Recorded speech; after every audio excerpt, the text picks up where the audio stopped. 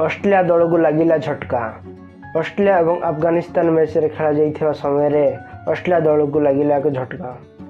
खेलिबा समय लगिला खेलाड़ी को आघात। ICC champion trophy 2025 league match Australia और अफगानिस्तान मध्य एक मैच खेला जाइथिला। एही मैच रे अफगानिस्तान टॉस जीति प्रथम बैटिंग करने को निष्पत्ति नहीं।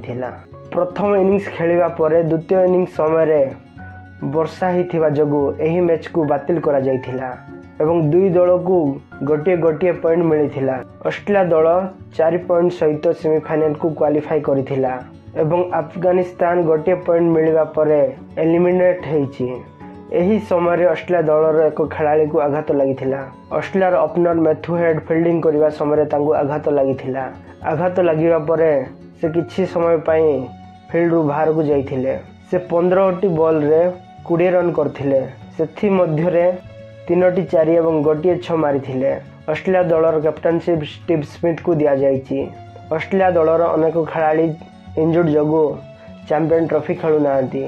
सेथि मध्यरु पैट कमिंस, मिचेल स्टार्क और अनेक खेलाड़ी चैंपियन ट्रॉफी रे खेलु नांती। ग्रुप ए रे इंडिया और न्यूजीलैंड सेमीफाइनल रे क्वालिफाई करिछि। ग्रुप बी रे प्रथमे ऑस्ट्रेलिया दल क्वालिफाई करिछि। आज साउथ अफ्रीका और इंग्लैंड मध्य मैच खेला जाउछि।